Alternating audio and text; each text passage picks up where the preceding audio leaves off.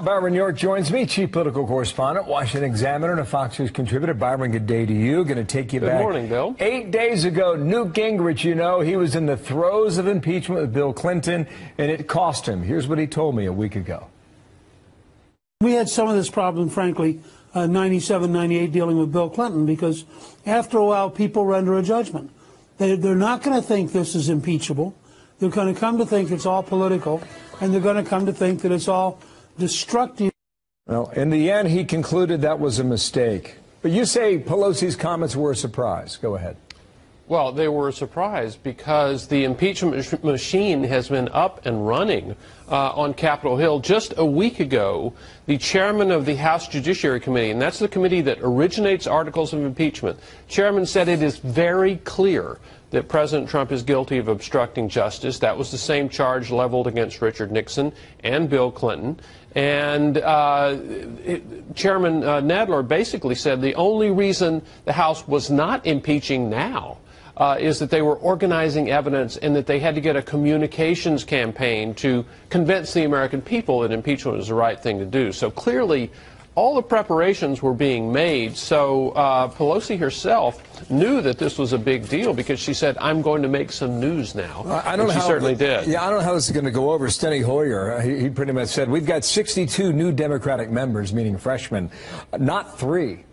And that was a direct reference to Rashida Tlaib and Ilhan Omar and Ocasio-Cortez, who seem to get most of the attention these days there in the House. Well, and what he was saying is that a number of those were elected in districts that are not at all like AOC's. They're much more, some of them were districts that Donald Trump won, and they don't really want to pursue impeachment. There's a lot of moderate Democrats who feel that they were elected to do other things like work on health care and the economy and not impeachment. And Pelosi has actually given them cover to now say, well, the Speaker has made her decision on that. And let me say one more thing about this impeachment and what Newt Gingrich said.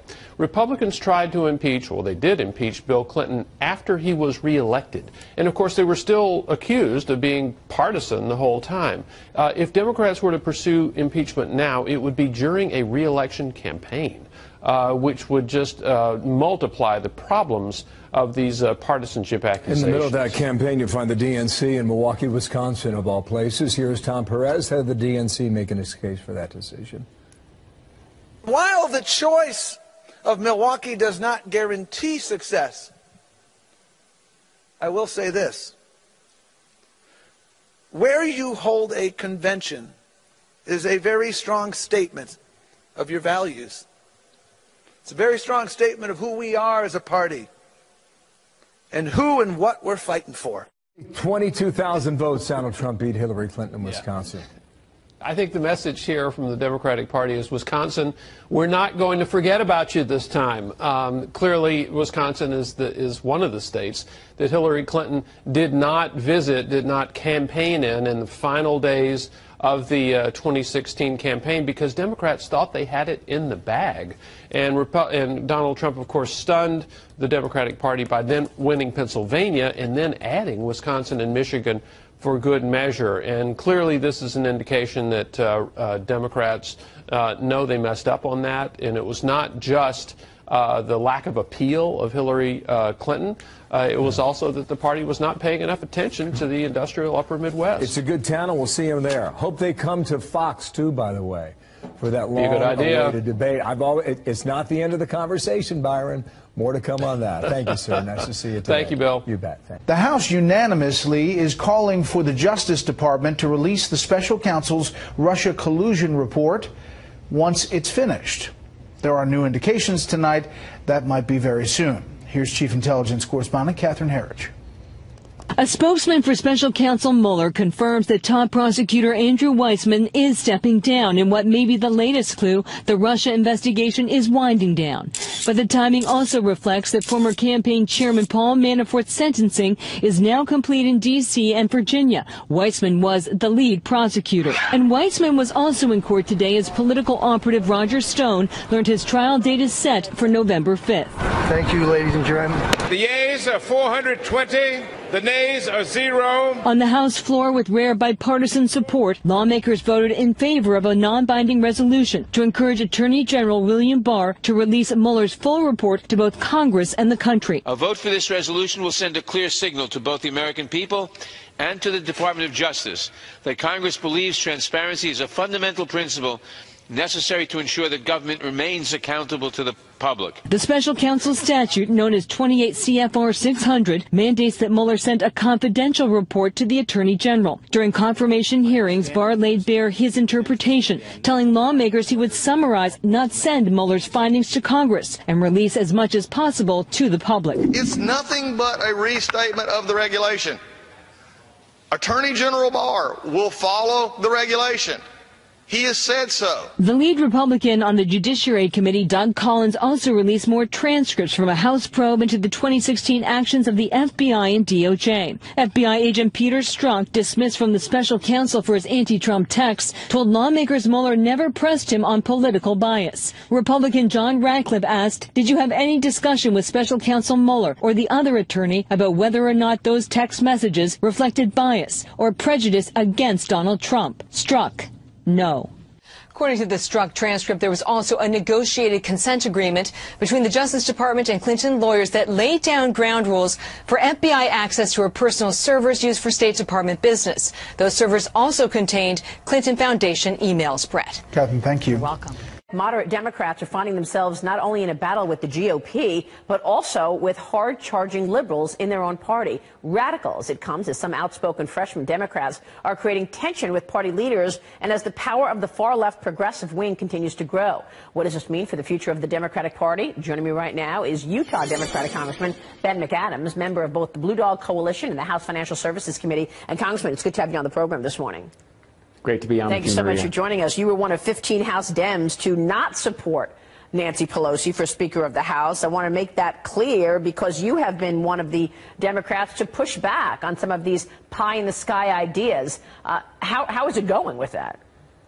You know, I think that with the election of the Democrats taking control of the House, the caucus actually moved to the center. Now, you wouldn't get that sense watching the media coverage, but because some of the more progressive members are far more outspoken. But we elected a lot of progressives. The Blue Dog Coalition doubled in size. The largest caucus in the Congress is the New Democrats. They're a group of moderates as well. Right. And I think that really is the center of gravity of the Democrats in Congress. You wouldn't get that from the media. You also wouldn't get that from watching Alexandria Ocasio-Cortez. This morning she's at the Texas conference, South by Southwest, and she said that the current situation in America is garbage and that her ideas are 10% better, and what's wrong with 10% better than garbage? You know, I think that's, we are the greatest country in the world. We have a capitalist system that has created opportunity, cured diseases, created a middle class. And, you know, certainly there have been failures of capitalism, but we shouldn't be throwing out a system that has made us the greatest country in the world. Let's look to fix some of the, you know, people who have been left behind in the capitalist system. But let's fix it and let's move forward. We are a great country. But and to throw that out is, yeah. I don't hear any of your colleagues really pushing back. I mean, most of the Democratic candidates right now who are running for president in 2020 say that they agree with Alexandria Ocasio-Cortez's Green Deal. We just had a doctor and an expert on climate change, Senator Barrasso, on the program, who said it doesn't make any sense. You also have Nancy Pelosi yesterday really unwilling or unable to denounce Congressman Omar's anti-Semitism. Why? You know, I think we had just elected the most diverse Congress in history, right, and with diversity that, yeah. comes, with that diversity comes a diversity of opinions, and I think we've got to be willing to embrace all of those opinions.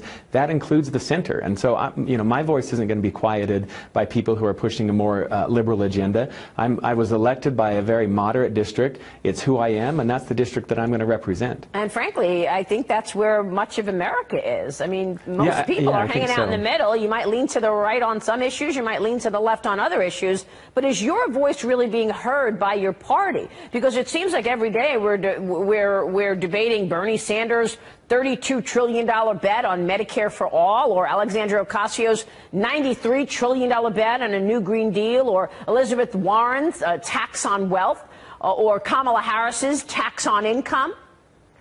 Yeah, I think there are clearly some radical ideas that, at the end of the day, I think we need to focus on what we can agree on, and that's Republicans, Democrats, moderates, left and center, and right. And that is, I think we want to transition to a clean energy economy. We want to expand health care coverage and control the costs. And then let's have a debate about what's the best way to do that. But to stake out a radical agenda and then not allow other voices to come to the table, I think is losing the diversity, the strength of the diversity that we have. And so I'm, as a mayor, former mayor in a very red state, one of the things that I found was that reaching across the aisle, listening to people, Republicans and who saw things differently but were trying to accomplish the same goal, we could actually make our ideas better by listening and then actually get stuff done instead of just advocating for positions that would have very slim likelihood of ever becoming law. Reaching across the aisle and taking a pragmatic view to things, you can actually, I have real-world experience lifting people out of poverty, helping people overcome addiction, get out of the criminal justice system, creating jobs, and we do that by working in a collaborative, bipartisan fashion. Well, you've got to speak to the other people in the room, and we'll be watching that. I'm certainly going to be hoping that you'll come back and we'll talk more about some of your priorities, because they seem to differ from some of the radicals on the left. Good to see you, sir. Thanks very much for stopping by this morning.